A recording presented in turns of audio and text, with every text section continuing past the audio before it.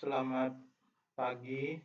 Pada kesempatan ini saya akan menjelaskan materi tentang Introduction Network Design konsep ya. Materi ini nanti akan mengantarkan teman-teman sekalian untuk memahami bagaimana basis ya dari sebuah perancangan jaringan dan bagaimana konsep-konsep yang kita gunakan dan pendekatan seperti apa yang digunakan untuk mengembangkan sebuah jaringan dengan kinerja dengan performa yang baik. Oleh sebab itu nanti saya akan jelaskan beberapa konsep dan beberapa contoh implementasi yang dapat dilihat sebagai salah satu referensi untuk pedoman yang dapat digunakan dalam pengembangan jaringan ataupun di dalam perancangan jaringan. Mari kita lihat materi berikut ini. Materi ini akan menjelaskan beberapa poin. Yang pertama itu adalah terkait dengan hierarchical network, yang dimana konsep hierarchical network ini menjadi sebuah landasan untuk meng-create sebuah ataupun beberapa jaringan ya yang stable, reliable dan scalable. Artinya ada satu pendekatan hierarkikal yang apabila kita menggunakan pendekatan ini akan mengantarkan kita ke dalam pengembangan jaringan yang stable. Yang kedua yang reliable, yang ketiga adalah scalable. Scalable nanti kita lihat satu persatu apa yang dimaksud dengan stable, reliable dan scalable. Yang kedua, materi ini akan membawa teman-teman sekalian melihat faktor apa saja yang dibutuhkan ya, dalam sebuah core layer, di mana core layer ini merupakan salah satu lapisan hierarchical network tadi yang terbagi menjadi 3 layer. Yang pertama itu lapisan inti yang disebut sebagai core, yang kedua itu disebut sebagai distributed layer atau lapisan distribusi, yang ketiga atau yang paling luar itu disebut sebagai access layer. Nah, setiap layer punya peran dan fungsi masing-masing di dalam tanggung jawabnya ataupun di dalam memastikan komunikasi data yang terjadi di jaringan itu sesuai dengan standar kualitas yang baik, atau yang tadi dikatakan boleh disebut juga stable ya, atau reliable. Yang ketiga, akan dijelaskan faktor-faktor apa saja ya, yang dibutuhkan dalam network design, khususnya pada layer distribusi. Yang keempat, faktor yang dibutuhkan atau diperhatikan dalam access layer. Yang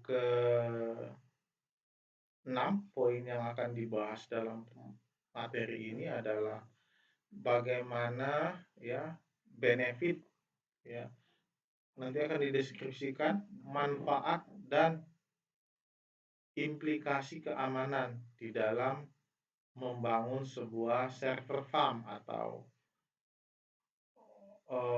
boleh disebut sebagai kumpulan server ya.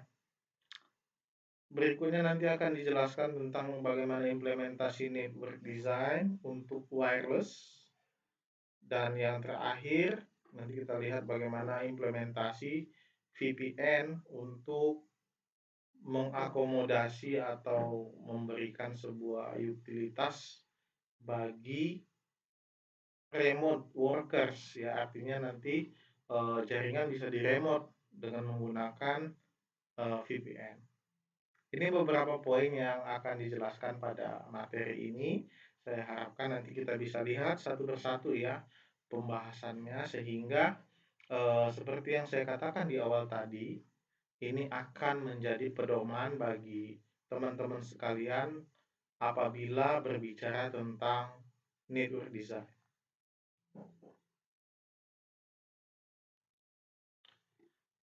Nah, Poin pertama adalah dikatakan setiap network ya yang dibangun atau dikembangkan oleh tim atau network designer yang bertugas mendesain sebuah network diharapkan ya jaringan yang dibangun itu easy of management, itu yang pertama.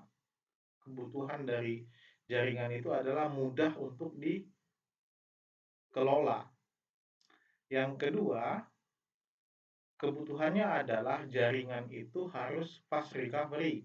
Artinya pada saat terjadi sebuah problem, jaringan itu harus bisa cepat di recovery atau diperbaiki atau diatasi permasalahannya. Yang ketiga adalah application response times. Jadi semua aplikasi yang berjalan di dalam network itu diharapkan memiliki respon time yang cepat. Ya, artinya pada saat kita menggunakan sebuah service server mengakses katakanlah mengakses sebuah web server, harusnya kita mendapatkan respon time yang cepat. Yang keempat adalah fast troubleshooting. Artinya network yang baik itu membutuhkan kemampuan troubleshoot yang cepat. Artinya ini boleh saya katakan menjadi easy to manage. Artinya semua permasalahan yang ada itu sudah bisa dihandle. Nah, ini adalah sebuah kondisi di mana network harus memiliki 4 karakteristik ini atau requirement ini sehingga nanti hierarchical network design untuk mencapai ini akan mendapat sebuah stabilitas atau stabilitas dari network, reliabilitas dan skalabilitas. Nah, poin pentingnya adalah untuk mencapai stabilitas, reliabilitas dan skalabilitas diharapkan network yang didesain itu yang pertama ada tadi saya katakan, saya ulangi kembali, easy of management, fast recovery, application response time dan fast troubleshooting. Ya, ini menjadi requirement-nya. Nah, ada 4 fundamental dari goals ya, design goals dari konsep hierarkikal.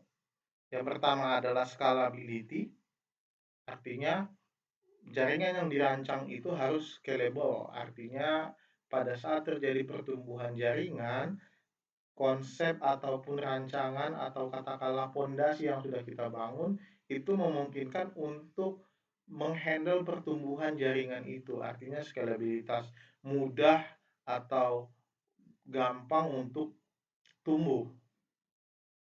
Yang kedua availability, artinya service yang berada di dalam layanan jaringan itu katakanlah service dari server atau katakanlah service-service yang lain itu setiap saat kita butuhkan harus tersedia, available ya.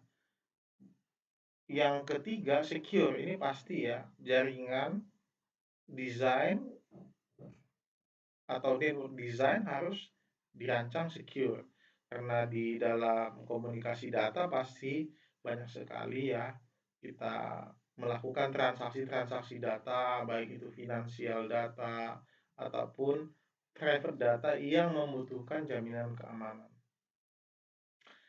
Yang keempat adalah manageability, mudah untuk di manage. Ya, coba dibayangkan kalau untuk skala jaringan yang cukup besar, saya yakin sekali bahwa dibutuhkan strategi untuk bagaimana manage ini semua. Katakanlah kita punya 500 sampai 1000 device yang harus kita koneksikan. Artinya kita nggak bisa satu persatu harus menghafal, harus mengingat, oh ini IP-nya berapa, ini networknya berapa, segmennya di mana dan seterusnya, dan passwordnya apa dan seterusnya itu kan harus mudah untuk di manage. Ya. Ini adalah 4 fundamental dari network design goals atau goals dari network design. Ya.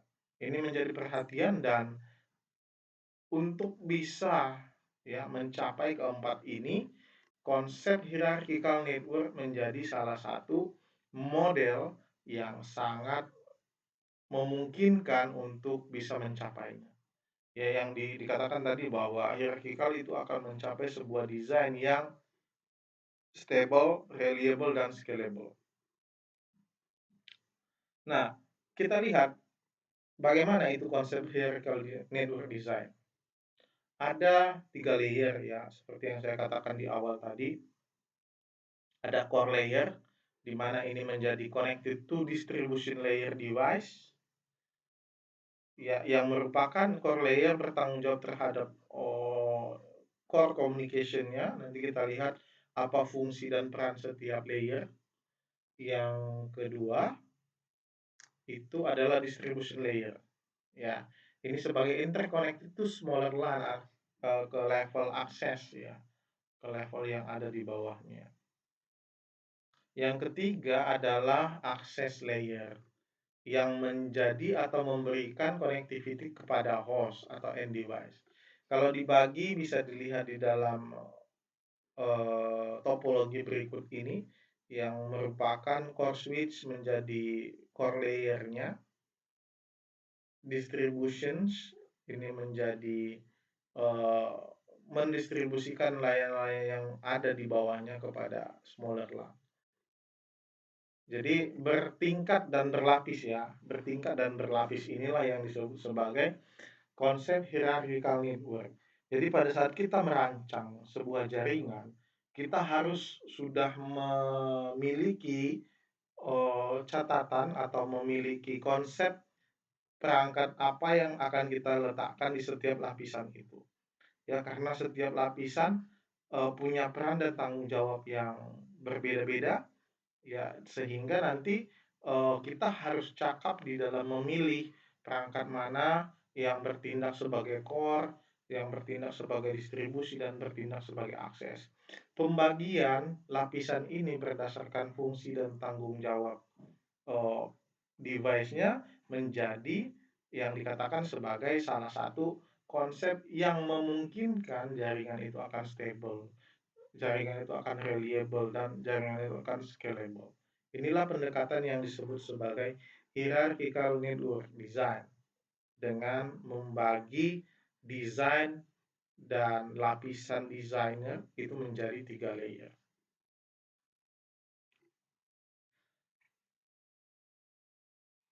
Nah, ada juga ya, ini kita bisa lihat beberapa bentuk implementasi dari enterprise arsitektur yang eh, memiliki peran yang jauh lebih luas ya, di mana ada enterprise campus, server farm, dan enterprise edge.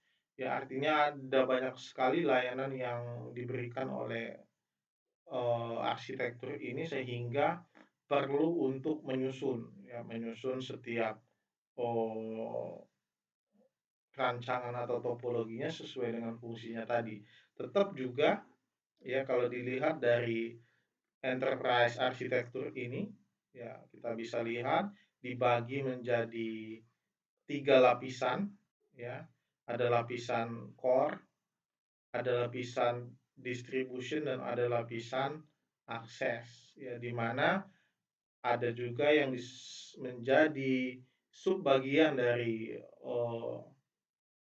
arsitektur ini atau topologi ini yang tetap punya connectivity dengan layanan-layanan yang lain yang menjadi sebagai core ya, ada e-commerce, ada internet connectivity, ada WAN, dan VPN. Ini menjadi edge enterprise, dan semua itu terkoneksi melalui beberapa ISP dan terhubung juga kepada enterprise branch atau kantor cabang enterprise. Ya, ini menjadi contoh dari sebuah enterprise arsitektur yang dimana perusahaan ini sudah membagi beberapa fungsi-fungsi dan beberapa services yang dijalankan di jaringannya sehingga fungsinya itu didudukan kepada lapisan-lapisan yang sesuai dengan uh, hierarchical network. Nah, ini menjadi step yang bisa dijadikan sebagai pedoman dan langkah awal untuk mengembangkan atau mendesain sebuah network. Yang pertama dilakukan adalah mengidentifikasi kebutuhan network itu seperti apa. Ya, apa saja yang akan diberikan, layanan bagaimana yang akan diberikan oleh jaringan, berapa besar host atau klien yang akan diberikan servisnya pada oleh jaringan. Yang kedua, dilihat karakteristik yang sudah ada bagaimana, sehingga nanti, diketahui kebutuhannya sejauh apa, ya karena, di dalam konsep network design bisa saja kita melakukan desain dari nol menjadi, ada, atau sudah ada dikembangkan lagi, ya. Ini yang menjadi poin penting adalah kita juga harus bisa membaca apa yang sudah ada, sehingga nanti kita tahu butuhnya apa, tambahannya bagaimana. Yang ketiga adalah melakukan desain topologi, dan topologi menjadi bagian dari solusi yang diberikan kepada eh, katakanlah perusahaan, ya, yang membutuhkan layanan jaringan tersebut. Ini step-stepnya. Oke, kita masuk kepada tanggung jawab yang harus diberikan oleh core layer kepada jaringannya. Yang pertama, core layer sebagai backbone, ya artinya ini menjadi tulang punggung dari komunikasi network, ya karena core layer yang akan menjadi penghubung kepada pihak luar atau jaringan luar untuk eksternal, dan ini juga menjadi muara dari pertemuan semua arus komunikasi, ya yang akan masuk kepada jaringan dalam ataupun yang dari luar mau kepada keluar, yang dari dalam mau keluar. Core layer harus provide 100 uptime, artinya core layer tidak boleh mati, ya tidak boleh shutdown atau tidak boleh diskoneksi. Ya harus bisa, karena kalau ini mati yang ke bawah-bawah pasti akan mati semua layanannya. Dia nggak akan bisa komunikasi karena dia sebagai core inti, ya. Ibaratnya ini kalau manusia, ya kalau jantungnya sudah tidak berdetak lagi ya mati gitu ya. Ini yang menjadi peran inti dari core layer. Yang kedua, maksimum throughput, artinya ini harus lebih besar, ya throughputnya alokasikan yang paling besar di dalam core layer, karena bayangkan ya semua akan bermuara di core, dan core layer harus memfasilitasi kepada growth atau network growth, ini yang akan memungkinkan untuk skalabilitas. Ya ini nanti bisa kita tambah beberapa segmen distribusi, kemudian dari core ini bisa ditambah satu switch distribusi yang akan menghubungkan kepada LAN yang lain, ya. Sehingga tetap kalau kita melakukan penambahan, katakanlah penambahan, kita tidak mengubah arsitektur yang sudah ada, ya artinya tidak akan terganggu pengembangan jaringan yang lain. Berikutnya adalah core layer sebagai combining routing and switching in the same device, artinya fungsi pengaturan rute pakai data itu dilakukan di dalam core layer. Redundancy and load balancing, ya harus memungkinkan dilakukan redundansi untuk backup link, ya, dan load balancing. Core layer juga sebagai high speed aggregated link, artinya di dalam core layer juga harus, ya, menggunakan uh, kecepatan tinggi, ya, dan bisa juga beberapa teknologi yang digunakan untuk agregasi untuk menggabungkan beberapa link menjadi satu kapasitas link yang cukup besar. Berikutnya di core layer juga harus quick convergence. Kemampuan quick convergence ini tergantung dari yang pertama tadi macam-macam, ya, speednya, ya, termasuk juga di dalam media yang digunakan dan routing yang digunakan bagaimana. Ya kapasitas dari media katakanlah di dalam core layer itu harus digunakan yang cukup besar dan cepat. Contoh mungkin bisa menggunakan fiber optik ya dengan kapasitas dan kemampuan convergence yang cukup tinggi. Karena delay time dari send package itu jauh lebih rendah. Apalagi nanti kalau ditambah dengan kemampuan protokol routing yang digunakan untuk convergence. Ini diharapkan bisa diterapkan di dalam core layer.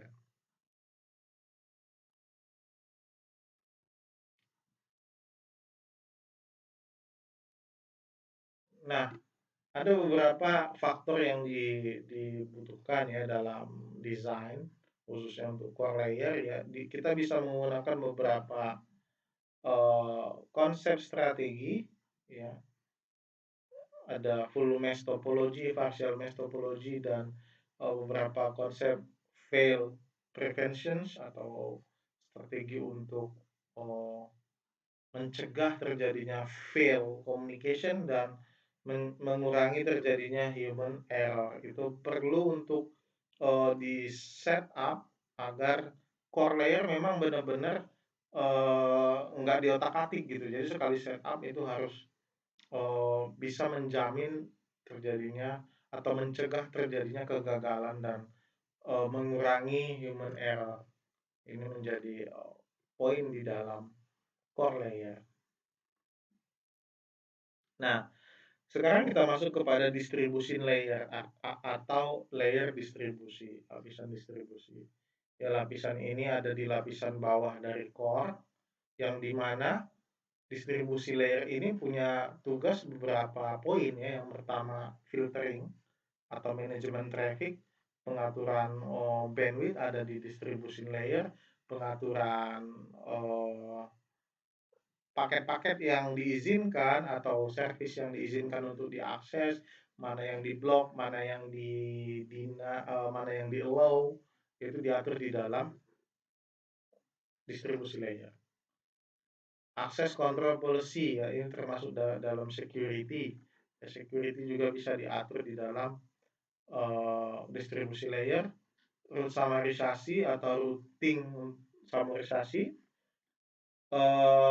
Berikutnya adalah isolating core layer from access layer fail. Jadi pada saat terjadi fail di dalam access layer itu cukup sampai di dalam distribusi itu sudah selesai ya nggak perlu dibawa kepada core ya karena core memiliki tugas yang cukup berat. Berikutnya adalah sebagai routing between antar VLAN.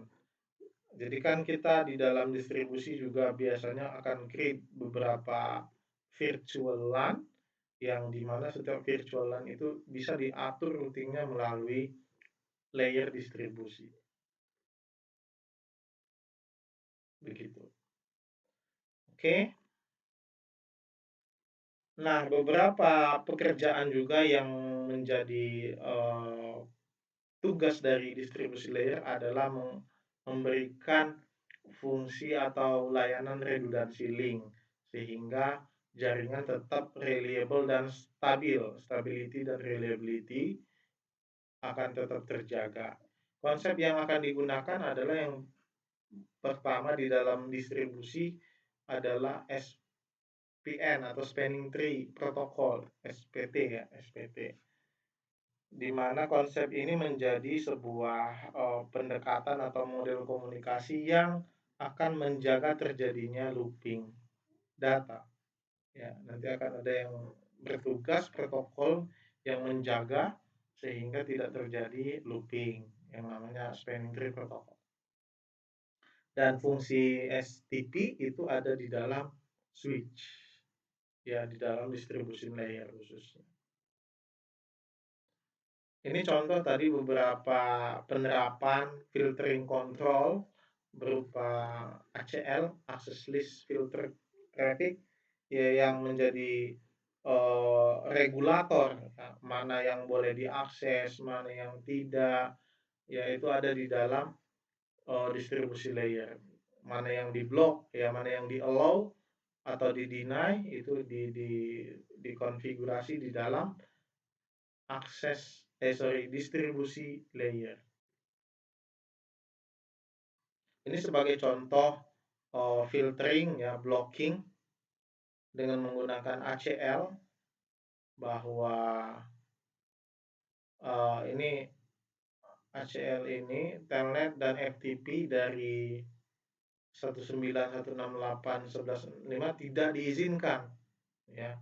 Di dalam router ini disetting bahwa telnet dan FTP tidak diizinkan melalui 192.168.11.55. Artinya jaringan yang ada di dalam R3 ke bawah itu tidak bisa telnet ke R2, yaitu dikonfigurasi melalui ACL. Begitu juga dengan konsep routing summarisasi, artinya men-summarize beberapa routing yang satu network. Ya, ini kita bisa summarize. Ini biasanya digunakan pada saat kita menggunakan static routing ya, static routing di dalam distribution layer. Sekarang kita masuk kepada access layer yang mana tugasnya relatif lebih ringan karena dia hanya menghandle end device atau host ya.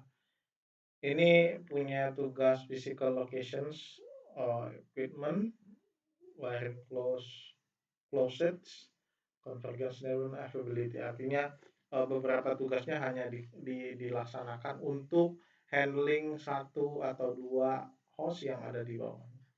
Ya. Dan sifatnya hanya sebagai interconnected saja dan tidak ada fungsi-fungsi penyaringan, keamanan dan seterusnya itu tidak dilakukan. Hanya ini sebagai perpanjangan saja ya. Umpamanya bisa mengkomunikasikan 1 sampai 24 host atau bagaimana ya. Ini adalah fungsi access layer ya. Ini sebagai contoh dari implementasinya, di mana ada naming, VLAN, driving patterns, dan priority strategi yang menjadi pertimbangan di dalam access layer. Ini star topology, ada yang star, ada yang full mesh. Ini bagian dari implementasi saja ya, sebagai contoh real dari penerapan di dalam switch. Jadi bisa dilihat satu persatu. Nah, tadi di dalam distribusi layer ya yang menjadi interconnected kepada access layer ada yang disebut sebagai VLAN ya. VLAN sebagai virtual LAN yang menjadi segmentasi LAN berdasarkan logical. Dan beberapa fungsinya adalah sebagai berikut. Yang pertama adalah sebagai classified atau separate and classified traffic ya, sebagai fungsi di dalam melakukan pengontrolan traffic, mengontrol broadcast atau paket-paket broadcast yang masuk ke dalam jaringan ya, karena broadcast tidak akan diteruskan melalui ataupun kepada VLAN yang berbeda ya, jadi dia akan segmentasinya di dalam satu VLAN yang sama. Katakanlah ada satu VLAN 2 itu memiliki 10 klien, salah satu klien terinfeksi virus ya, bayangkan yang bisa terinfeksi hanya dalam segmen yang sama. Kalau dia VLAN yang berbeda, dia tidak akan terkena yang namanya infeksi virus network ya. Jadi ini salah satu fungsi dari VLAN. Dan VLAN ini sebagai memudahkan network administrator untuk memanage ya atau menerapkan regulasi-regulasi yang akan digunakan di dalam jaringan.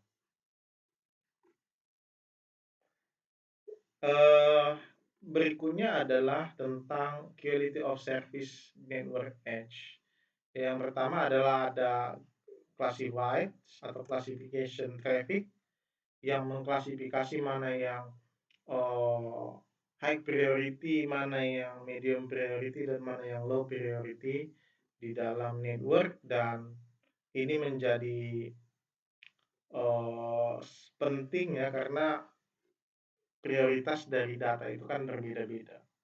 Ya, karena mana yang paling penting itu yang akan dikirim pertama kali.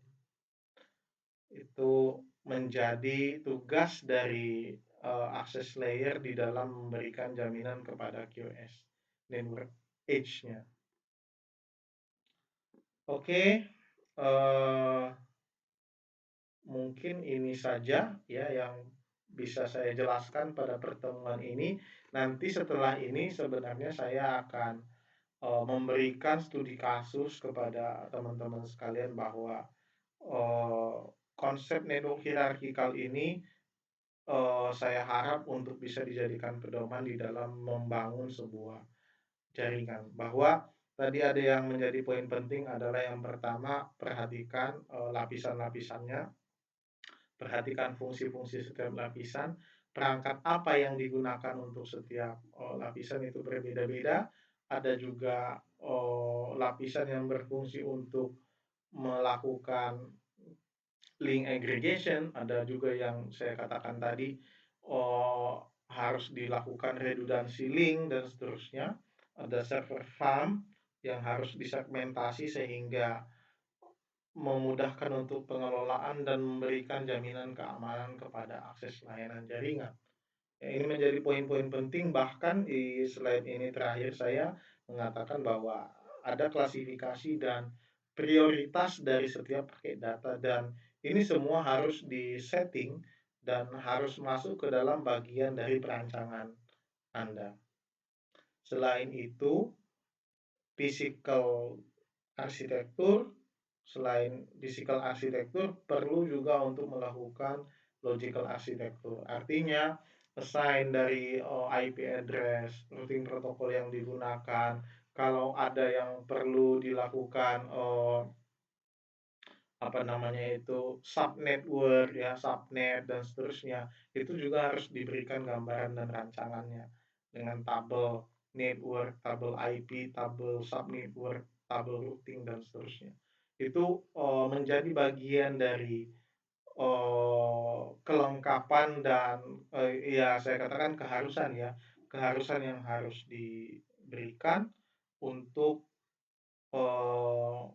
memberikan network design atau desain yang cukup dan handal untuk memberikan jaminan yang saya katakan tadi. Yang pertama adalah stabilitas, yang kedua adalah reliabilitas, dan ketiga adalah stabilitas. Plus satu lagi tambahannya adalah security. Ya, ini menjadi konsep dasar di dalam pembangunan atau perancangan jaringan. Mungkin itu saja yang bisa saya sampaikan. Setelah ini kan akan masuk kepada sesi kedua, dan sesi kedua nanti saya akan membuka diskusi ya, akan membuka diskusi kepada teman-teman sekalian, sehingga saya harap ini menjadi pengantar awal dalam berbicara network design. Nanti saya harap akan ada studi kasus setelah ini. Itu saja ya. Assalamualaikum warahmatullahi wabarakatuh. Kalau ada pertanyaan, nanti kita masuk kepada sesi yang kedua setelah ini. Salam.